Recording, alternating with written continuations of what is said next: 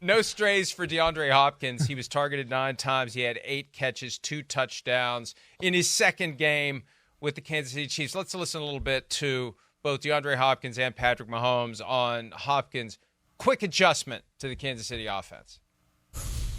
Coaches do a great job of getting me prepared. I think it's not just, Connor, but everybody on the offensive side. Everybody's always testing me, asking me questions, just seeing my knowledge of the offense as we go. He's so good at winning one-on-one. And so to be able to have him down in the red zone, third down situations, he does a good job of filling out and finding those windows. He's kind of like Travis does. I think as he figures out the whole entire offense, he'll get even better because there's sometimes he's going places I'm like, man, there's a time and a place for that, but that's what makes him great. And then you give him a chance down the field and he makes a play. It goes from a play where it might have been a bad decision to a big-time catch. One of the things they were praising during the broadcast, we got the audio on that too. I wondered what was going on. The ability of Hopkins to run instinctively, and it gives Mahomes that power to know where he's going to be, even if they have not much history together. That worked all night long until it almost didn't. On that final drive of regulation, when Mahomes thinks Hopkins is going one way, he goes the other way, and we mentioned Antoine Winfield Jr. He almost had the interception that would have given the Bucs a chance to have a walk-off field goal winner of their own. No doubt about it, and that's the little bit of playing on the edge that you play with when you talk about guys understanding, having a feeling, like they just know. Like whenever you hear phrases like that, it's beautiful when it works out, but could you imagine like the end of the game comes in as good of a game Hopkins had? He runs a different route, Mahomes on a different page, and Winfield Jr. intercepts that pass. We have a totally different narrative going on right now. But I do want to take time to, give DeAndre Hopkins his flowers of, we don't often talk about certain players in the light of, hey, this guy's a really smart football player. He has the ability to understand offenses and to understand the game of football and just be thrown into different situations. My small time with Randy Moss in New England when I got there, it was so obvious how smart of a football player he was. We'd be in practice, he'd be backside, he might jog a route, and people would be like, oh, he's not right. Randy would fully understand that, like, because of the way the coverage was rotated, he knew where you were going. He knew you had to go to the other side. He knew Tom had to throw to the other side. He would understand where he needed to motion to come block and say, like, he just understand the whole game of football at a high level, which then allowed him to do what he needed to do based on what the defense was doing and what the offense was trying to do. And I think you see a little bit of that from DeAndre Hopkins.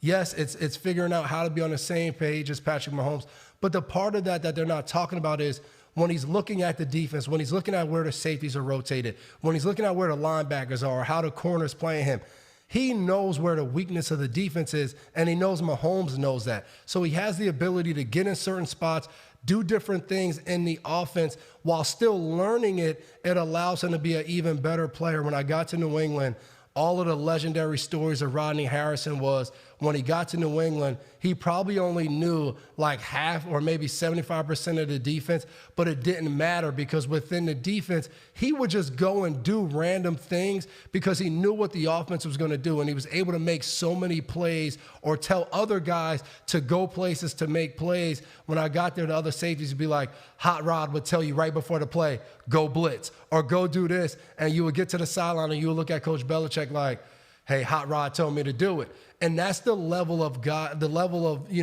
mentality or the studying, the habits you create throughout your career that allow you to make way more plays that other guys don't make. And I think you see a little bit out of Hopkins being in this Kansas City offense. They made a comment last night on the broadcast about Hopkins being a Hall of Fame receiver. And look, it's premature to talk about that while the player is still playing because there's still more chapters. We don't know how many. One, there could be 20. Who knows? Before the player's finally done. He's currently 23rd all-time on the receiving yardage list, and this might not have been updated. He possibly passed Art Monk, Hall of Famer, last night for 22 because Monk is less than 100 in front of him, at least based upon the numbers I'm looking at. I think he's still got work to do, but he's definitely in the conversation. He's got more yards right now than Antonio Brown, and it's kind of a given that Antonio Brown has the on-field credentials to get in. The question is, does the off-field stuff that happened late in his career hold him down? So he's already more accomplished from a yardage standpoint than Antonio Brown, and he's still going. He might get a ring. Yeah. That would make a big difference. And that's what I love to see, a player like Hopkins, who he's played on some good teams throughout the years in Houston and different things. But the joy that these guys have when you go into a game, and you know, I played against Hopkins multiple times, and most of the time when we played Hopkins, our game plan was simple. Double team him every single play. Not like in these situations when he's double him every single play. And a lot of times that allowed us to win by 2 touchdowns, 3 touchdowns, I think, at some points. And a lot of his career was based on how productive he was going to be in any given game. And a lot of the times he showed up and was very productive, and they won those games. But when teams are able to take him away, that usually resulted in a loss. And I just can't imagine the feeling of being that type of player. And now you get to Kansas City and you get in this system where it's like, yeah, it's better when I have a good game and I play well, go get 2 touchdowns. But ultimately, like, our team's good enough that we're going to find a way to win. And I just love seeing when players get thrown in that situation, how happy they are, the joy they have. And you can see that as he scores that first touchdown. And I believe that's from Remember the Titans. They hit the dance, and they all do it together. And you see that, and you're just like, this guy's having fun out there. Like, this is what football should be. This is what guys love to do. And we don't always get to hear that, because right away when a guy leaves or goes to another team, it's his career's almost over, or he wants more money. He's not happy with the situation. Guys just want to win. They want to get to a team. They want to play with a quarterback. They want to be in a situation where they just win. And a credit to DeAndre Hopkins and obviously what he's been able to do throughout his career, how good of a player he's been, but also being humble enough and understanding, I want to go to an offense. I want to be on a team where we have the ability to win games, and I want to show that I can still play. Yeah, all that factors in. But there's true joy and fun in winning football games. Not that the Chiefs are complacent, because we've seen week in and week out that they aren't resting on their laurels. They're not reading their press clippings. They're not flat after 2 straight Super Bowl wins. But when you bring into the mix veteran player with impressive credentials who doesn't have a Super Bowl ring, that can be the kick in the ass that you need. Yep. And I've said in the past, hey, for these teams that are in the championship window and have won, bring in a veteran who's never won one. Like when they brought Corey Dillon to New England years ago. Randy Moss to an extent, although he never won one there. But somebody who's hungry, somebody who doesn't have a championship, and it's almost like we're no longer thinking about, hey, we got our rings. Let's get him his ring. Let's get DeAndre his ring. And that's just something that can have a little bit of a difference. Again, the Chiefs aren't complacent by any stretch. This is just that extra little kick. And I don't know, we're halfway through the season. Last night I had for the first time this idea of, are they going to lose a game?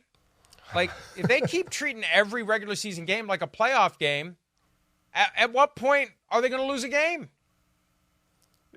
I mean, I'm sitting there. Remember the opening, I'm the guy that was like, they're not going to go three-peat. There's a reason why no team has gone three-peat. It's too hard to do. I'm sitting here like, they're going to make me eat those words. And again, to the point you just made about bringing in veterans, I think about our 2018 season. We didn't bring in a veteran to that level of like the Corey Dillons, the Randy Moss, but we had Danny Shelton, we had my brother Jason McCourty, we had Josh Gordon. All 3 of these guys came from Cleveland a year before, where they went 0-16. They lost every single game. And I remember my brother speaking to the team right as we enter into the playoffs, and we had guys on that team that year who had been to a Super Bowl starting their rookie year in 2016, 2017, and then ultimately it'd be 2018. And I remember Bill telling my brother, some of these guys, they play a small role, and they think we go to Super Bowls just because of them.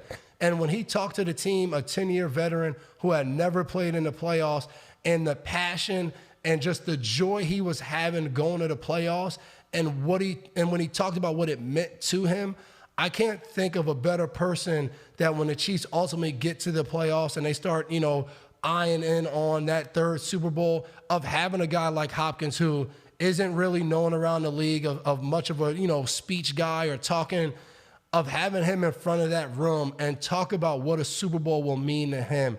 And it sounds crazy, I think, from the outside world, you say, like, why wouldn't they want a three-peat? Like, why wouldn't they want another Super Bowl? Yes, they want that. But to what you just said, it just means a little bit more when you put that personal attachment, when as teammates, you come into work every day and you're like, hey, this isn't just about me. Like, we want to get Hop a Super Bowl ring. We want to see what it looks like when he sees a Lombardi walk down the aisle of players to the stage. Like, we want him to feel that feeling. When you can do that and find that extra kind of motivation, I mean, it can really fuel a team and get a team going. And I think about that with Hopkins and what you just said, that this could be a turning point for them in this season that ultimately takes them over the top as a team, because even right now they've been unstoppable, undefeated, but that little bit of extra juice can sometimes be the difference of you making history.